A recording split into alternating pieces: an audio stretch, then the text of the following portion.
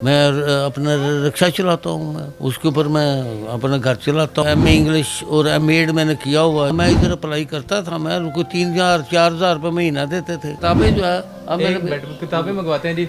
ये उठा लो किताबें किताबें ले आए। हाँ, अब उन्होंने कहा आप किताबें लिखे हम छापते हैं और हम आपको 5 रुपये फी किताब देंगे।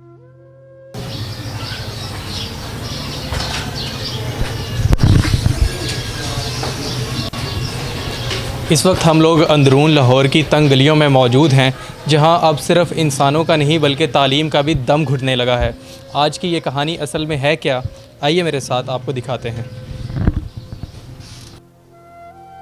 अस्सलाम वालेकुम जी, मेरा नाम है उस्मान बिन अकबर और इस वक्त मैं मौजूद हूँ सलीम साहब के घर। इतनी तालीम के बावजूद भी सलीम साहब आखिर रिक्शा चलाने पर मजबूर क्यों हैं? उनके पास एक अच्छी नौकरी क्यों नहीं और उनके घर के हालात किस तरह के हैं, आज के सेगमेंट में आपको बताएंगे।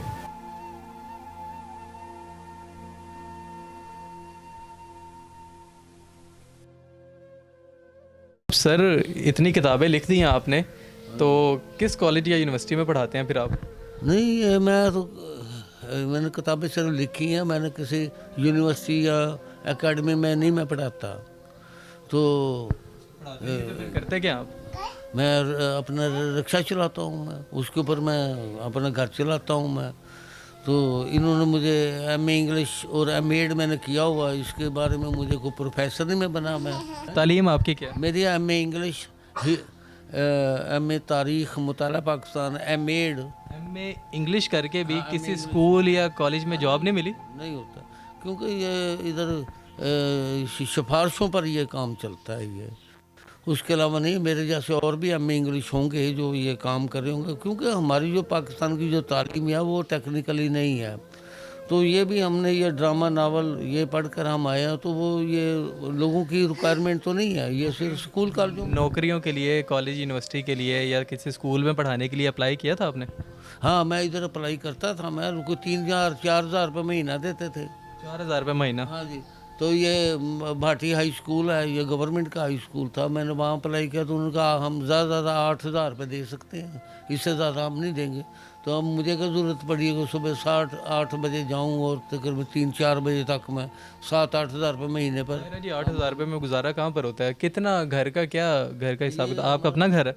ये 12,000 रुपये मकान का किराया है, ये बिल वगैरह देते ये तेरे 14,000 रुपये तो बन जाता है, 14 15 हज़ार रुपये तो। जिसका 12,000 रुपया घर का किराया है, अगर उसको 8 7 8 हज़ार रुपया मिलेगा तो वो क्यों स्कूल में पढ़ाएगा और क्यों इस मुल्क में बच्चों की खिदमत सात करेगा? 8 हज़ार रुपये का तो बिल भी आ जाता है, बात दफ़ा बिल आ जाता बिजली का एक तरफ। शुक्र है कि मुझे रिक्शा चलाने आता था, अगर ना आता तो मैं क्या करता था। बहरहाल कि ये हमारी जो तालीम जो है पाकिस्तान की वो यही है, वो रिक्शे के लिए मेरे का पैदा करते हैं लोग। तो मेरा नहीं, ये अब पब्लिक कमीशन के लिए जब दरख्वास्तें आती हैं, दरख्वास्तें ये 50 आदमी लेने होते हैं उन्होंने, जबकि दरख्वास्तें 4 लाख होती हैं। तो वो 4 लाख क्यों आई है? क्यों? वो टेक्निकल नहीं है, वो सर वो हमारी जो तालीम है वो सिर्फ नौकरी के लिए है, टेक्निकल के लिए। अब जापान या चाइना आप जाएं तो वहाँ ये तालीम तो नहीं है, फूल कलियों वाली तो नहीं है। तकलीफ होती है कि इतना पढ़ने के बाद, इतनी तालीम के बाद भी रिक्शा चलाना पड़ता है। एक वो हाँ, आदमी ये तो ये सिर्फ मेरी कोई एक बात तो नहीं। मैं कई मुझे मिलते हैं कोई बीएससी किया हुआ कि उन्होंने कोई एफएससी बीएससी मुझे आम मिलते हैं। रिक्शा चला रहे हैं बीएससी करके। रिक्शे वाले मुझे मुझे जो चिंगसी चला रहे हैं, हाँ, बर्फ़ के डिपो लगाए हुए हैं उन्होंने, सिक्योरिटी गार्ड बना हुआ है। तो मुझे बताएं कि ये जो एफ ए बी ए जो कराते हैं, एमए तक कराते हैं, तो इसका क्या काम है? कोई काम नहीं है सिवाय नौकरियां नहीं है इस मुल्क। नौकरी तो है नहीं है, तो नौकरी के लिए वो पैदा कर रहे हैं ये चीज़ें। ये तो तालीम बादशाहों वालों ही है, बादशाह लोग जो फूल कलियों की जो कहानी। अब हमारे पाकिस्तान में हम ये देखते हैं कि ये हमें बताते कि फूल कलियाँ इनको देखें, लेकिन ये नहीं बताते कैसे उगती हैं। मैंने 4 किताबें लिख रही, मैं और भी लिख रहा हूँ मैं।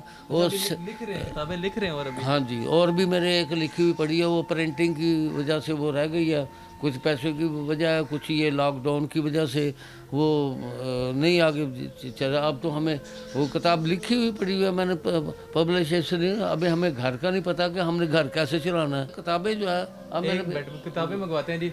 ये उठा लो किताबें ले आए। हाँ, ये तो ये किताबें मैंने छापे, अब मेरे पास पैसे नहीं हैं, अब पैसे लॉकडाउन पर मैं खा गया, कंगाल हो गया मैं तो अब ये मैंने किताब छापी थी, ये पहले अपनी तरफ से मैंने छापी थी ये किताब। तो इसमें कोई पैसे वगैरह बचते हैं, बिकती भी है किताब? कोई ये लेता है मैंने 1000 छापी थी, 1000 किताब? 1000 तो वो 15-16 हज़ार रुपया लग गया था या 20,000 के इर्द गिर्द। तो अब इतना तो मैं कर सकता हूँ। ये फिर वो मैंने कॉन्टेक्ट किया, उन्होंने कहा आप किताबें लिखें, हम छापते हैं और हम आपको 5 रुपये फ़ी किताब देंगे, लेकिन अभी तक उन्होंने मुझे पैसे नहीं दिए। ये सूरत हाल है जी। पैसा भी नहीं दिया, वो 5 रुपए भी नहीं दिए? नहीं वो भी नहीं, अभी तक नहीं दिए, जबकि ये 2 साल हो गए उनको शायद। ये बाकी किताबें ये मेरी प्रिंटिंग हुई पड़ी, ये प्रिंटिंग के लिए कब ये पार्ट्स ऑफ स्पीच अभी मैंने लिखी हुई है अभी मैंने लिख रहे हैं अभी। अच्छा, तो ये पड़ी जो है। आपने प्रिंटिंग के लिए किताबें भेजी हैं, हाँ जी, तो जितनी किताबें बिकी हुई 5 रुपए के हिसाब से भी आपको पर किताब वो बताते ही अभी बिकी नहीं है। अब मैं लेकर आता हूँ तो ये उनसे मूल पैसे से लेकर आता हूँ मैं, ये नहीं मैं फ्री लेकर आता हूँ, ये भी मैं पैसे से ली है उससे।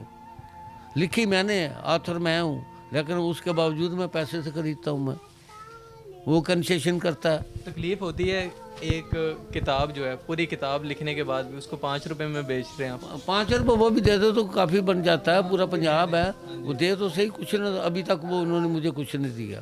इंसान को जो तकलीफ़ आती है ना, ये ज़िंदगी का दूसरा नाम तकलीफ़ है। तकलीफ़ ज़िंदगी को निकाल दे तो पत्थर हो जाएगा, उसमें कोई तकलीफ़ नहीं होगी, वो हज़ारों सालों से पड़े हुए हैं। ज़िंदगी और तकलीफ़ एक ही नाम है। खुश है मतलब? हाँ, मैं अपने को, क्योंकि मैंने कोई नशे पर तो नहीं मैंने पैसे लगाए, मैंने एमए इंग्लिश एमएड पर मैं उस वक्त मैंने लगाए थे जब इसका मकान मिल जाता था हमारे गांव में।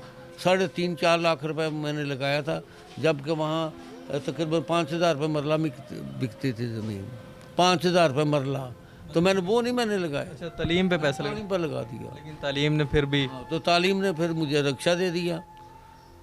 तो बात यह है कि मैंने ऑप्टिमिस्टिक हूँ मैं, यानी कि मैं पुरउम्मीद आदमी हूँ। जब कोई मुझे प्रॉब्लम आती है तो मैं उसका हल सोचता हूँ, मैं कोई रोता नहीं हूँ, मैं उसके पर रोने नहीं। बड़ी खुशी हुई है आपसे मिल के।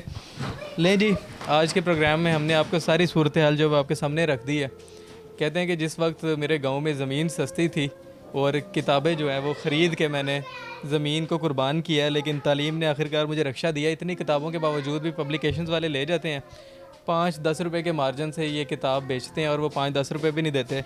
लेकिन पुरुम्मीद है जी कि ज़िंदगी में एक ना एक दिन बेहतरी तालीम की वजह से ज़रूर आएगी। घर के हालात आपने देखे हैं, कारोबार के हालात आपने देखे हैं, लेकिन एक चीज़ जो है वो है पुरुम्मीद है और वो अल्लाह पे भरोसा रखते हैं कि अल्लाह ताला इनकी मेहनत का फल इन्हें ज़रूर देगा।